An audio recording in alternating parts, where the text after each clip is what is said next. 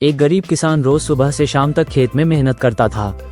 उसके पास जमीन तो थी, लेकिन पानी और साधन नहीं। वो उम्मीद करता कि इस बार फसल अच्छी होगी ताकि अपने बच्चों की पढ़ाई का खर्च निकाल सके। लेकिन मौसम ने साथ नहीं दिया। बारिश कम हुई और पूरी फसल बर्बाद हो गई। किसान निराश होकर खेत में बैठ गया। आंखों से आंसू बह निकले। घर लौटकर उसने अपने बच्चों को भूखे सोते देखा। दिल टूट गया, मगर वो कुछ कर नहीं सका। रात भर आसमान की तरफ देखकर भगवान से सिर्फ यही पूछता रहा, मेरी मेहनत का फल मुझे क्यों नहीं मिला। गांव का एक छोटा बच्चा रोज स्कूल जाने के लिए नंगे पैर 2 किलोमीटर चलता था। उसके पास न किताबें थीं, न बैग। एक दिन रास्ते में किसी ने फटी हुई कॉपी और टूटी पेंसिल फेंकी हुई देखी।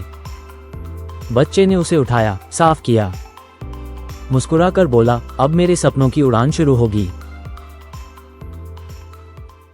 बच्चा टूटी कॉपी से पढ़ता रहा, लेकिन गरीबी इतनी थी कि वो कभी स्कूल तक नहीं पहुंच सका।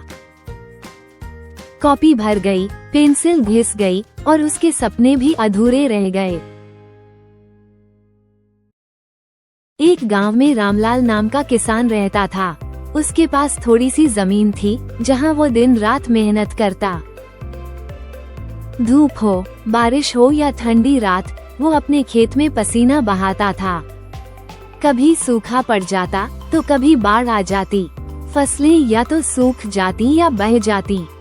रामलाल के घर में बूढ़ी माँ, पत्नी और 2 छोटे बच्चे थे।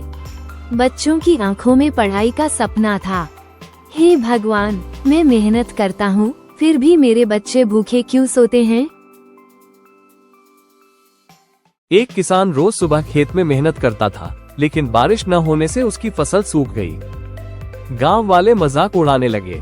किसान टूटा नहीं, उसने कड़ी मेहनत जारी रखी। अगले साल जब बारिश हुई, उसकी फसल लहलहा उठी। वही गांव वाले उसकी मेहनत की मिसाल देने लगे। सीख, मेहनत और धैर्य कभी व्यर्थ नहीं जाते।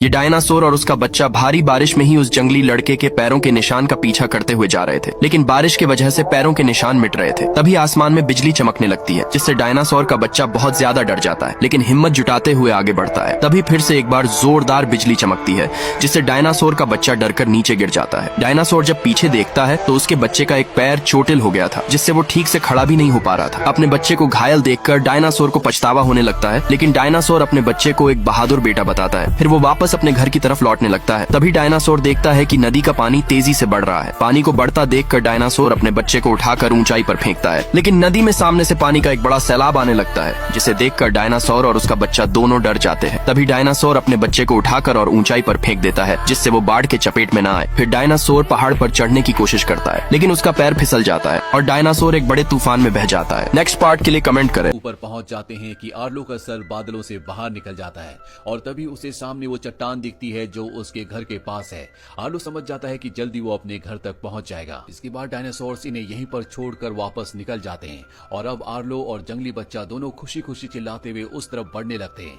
और जब वो छोटा जंगली बच्चा चिल्ला रहा होता है, तभी उसी तरह की आवाज उसे सामने से आती है। और जब ये दोनों सामने देखते हैं तो वहाँ पर जंगली बच्चे की तरह दिखने वाला एक आदमी होता है। दरअसल यही आदमी आवाजें निकाल रहा होता है। जंगली बच्चा उसकी तरफ बढ़ने लगता है, लेकिन आर्लो उसे मना करता है और अपनी पीठ पर बैठाकर यहाँ से आगे की तरफ बढ़ चलता है। और तभी वहाँ पर उड़ने वाले डायनासोर जो पहले भी जंगली बच्चे को मारना चाहते थे, वो वहां पर आ जाते हैं। वो जंगली बच्चे को पकड़ लेते हैं। हालांकि आर्लो उसे बचाने की कोशिश करता है, लेकिन वो डायनासोर उसे अपने साथ उड़ाकर ले जाते हैं। आर्लो चट्टान से नीचे गिर जाता है और पेड़ की लताओं में फंस जाता है। पर तभी वहां पर उसे एक बहुत बड़े डायनासोर का साया दिखता है और ये और कोई नहीं बल्कि उसके पिता होते हैं, जिन्हें देखकर वो खुश हो जाता है। आर्लो अब उन लताओं से आजाद हो चुका है। वो अपने पिता के पीछे पीछे जाने लगता है। दरअसल उसके पिता उसे वापस घर ले जा रहे होते हैं। पर तभी आर्लो देखता है कि जमीन पर यानी कि मिट्टी पर उसके पैरों के निशान तो बन रहे हैं, लेकिन उसके पिता के पैरों के निशान नहीं बन रहे। दरअसल उसे सिर्फ अपने